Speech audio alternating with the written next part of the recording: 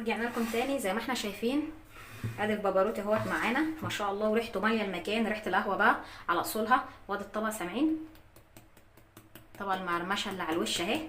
ممكن تكتفي بشكله كده، وممكن تزينيه بشوكولاته.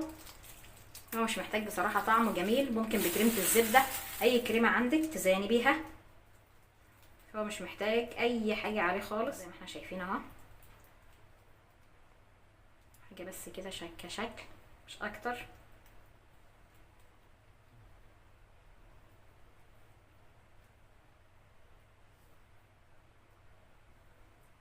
اهو زي ما احنا شايفين معانا اهوت، شكله جميل